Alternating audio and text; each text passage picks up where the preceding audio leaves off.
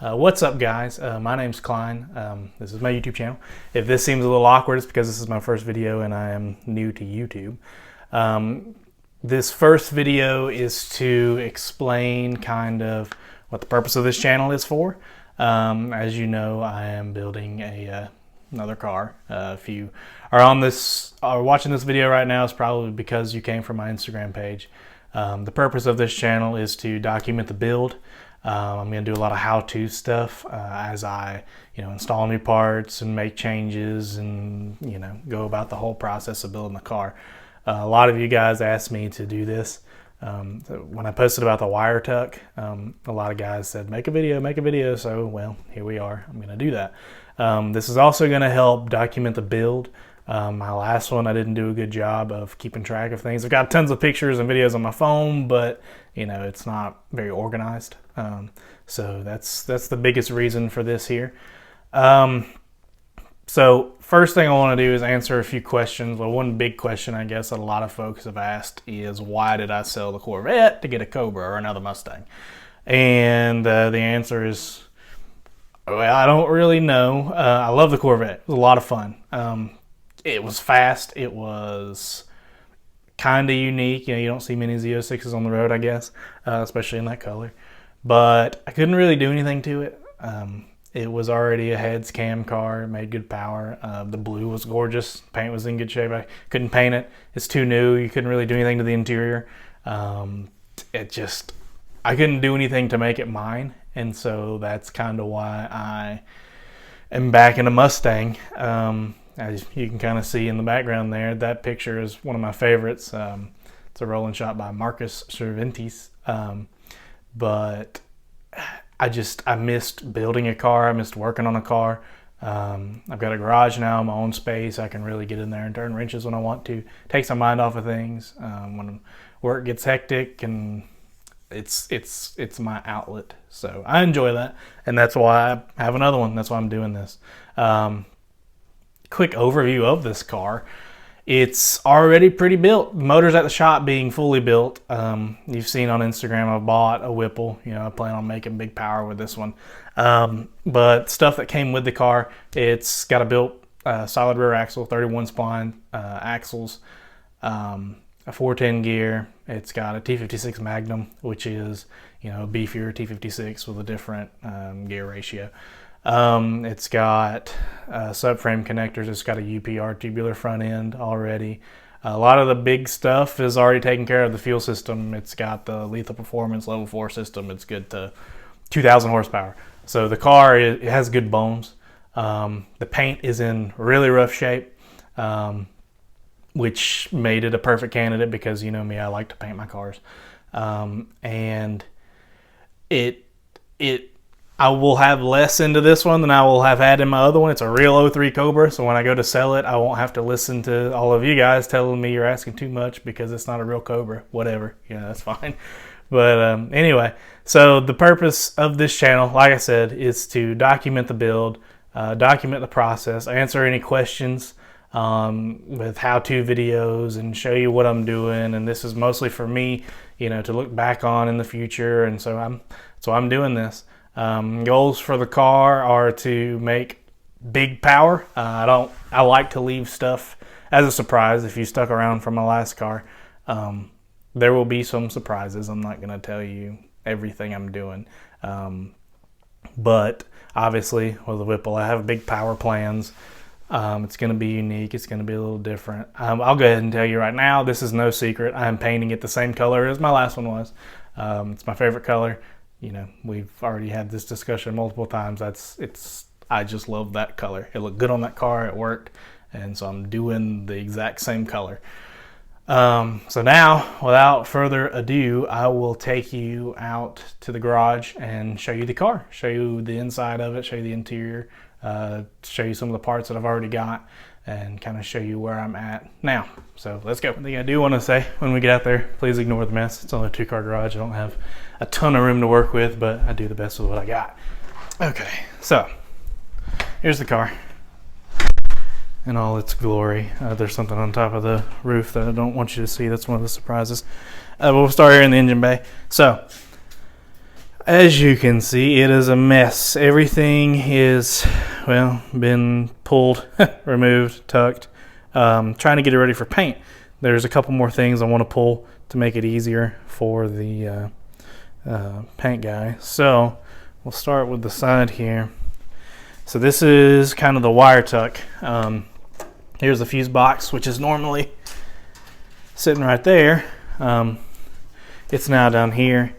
Obviously there's no motor in the car, so this harness has nowhere to run, so it's just laying here. But you know, this is when you do a wire tuck on the driver's side, this is where everything goes. It's a little complicated. It's not, I wouldn't say it's hard, but it is a little complicated.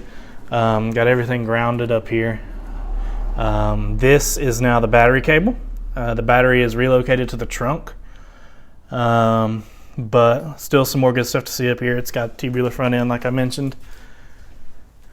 That's the EPRK member. On the passenger side, I haven't really started the wire tuck yet. This is still how it kind of looks from the factory.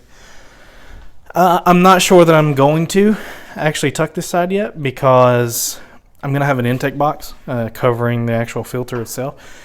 And so there's really not much reason to. The only thing I may do is tuck that, so that's not out in the open. I might put that on the inner fender, or inside the fender.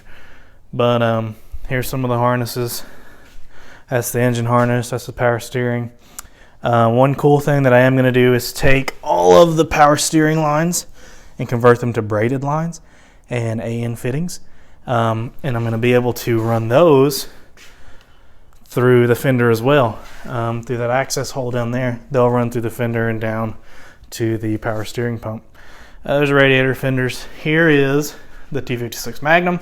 This is an expensive transmission. I was very lucky that it comes with a car.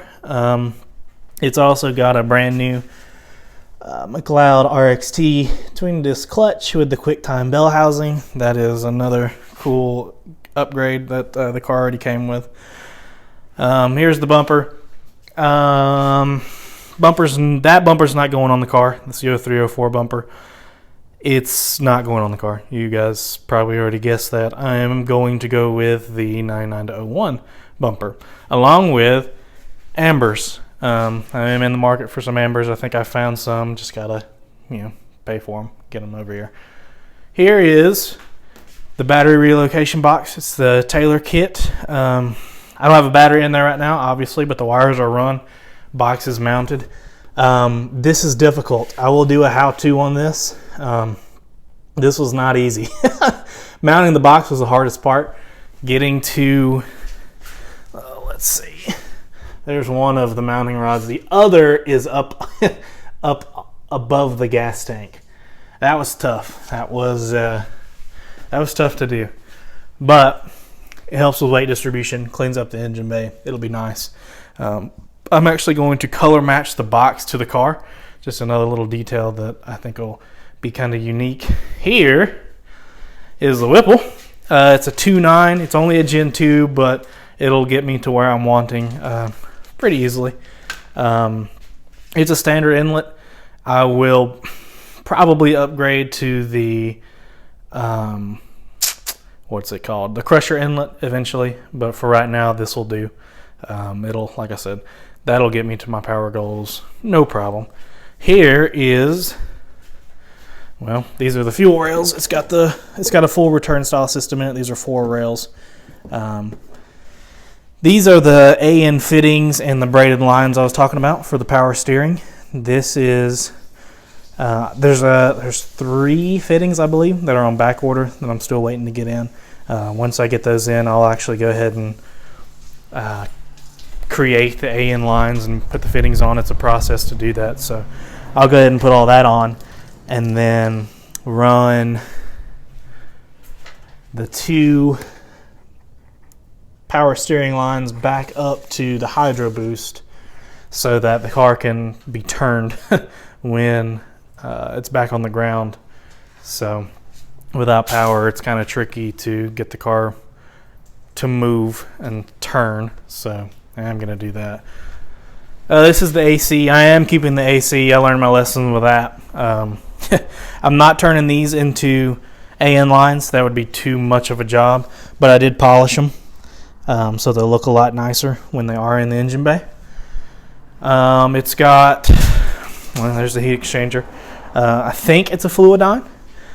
It's not labeled, but it is obviously larger than stock. So that being said, there's another upgrade that it's got. Let's look at the interior. This box here is what my new hood came in. So that's exciting. It's sitting on top of the car, which I'm not going to show you. Interior of this car is mint. It's dirty, but it's in really good shape. I mean, there's no wear on the bolster. The body of the car has 116,000 miles, I believe, but it's in really good shape. It's pretty clean for the mileage. I will be doing a custom interior like my last one. So these seats, at least the front seats, will be listed for sale. I will probably be using the back seat. So I will definitely be posting these up for sale in the future.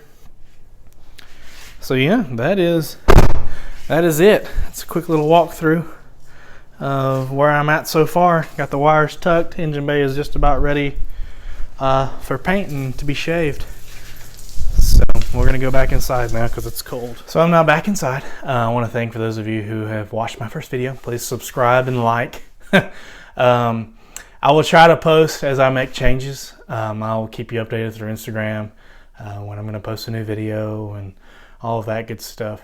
So the next change will be probably paint. I will post a couple how-to videos. I'll show you how I ran my or plumbed my battery relocation box, show you how I ran the wires. I'll also show you kind of how I did the wire tuck. It'll be easier to do when the motor's in the car, and I can show you how everything runs now that the motor's in the car. Without the motor in the car, you know, all I did was take the harness and just pull it underneath the frame of the car and post it up, you know, with the Christmas tree pins in the fender.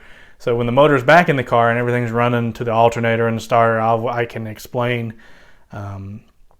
better how to actually do it yourself, because chances are you'll probably have the motor in the car too anyway. So that is to come. But thanks for watching, and see you next time.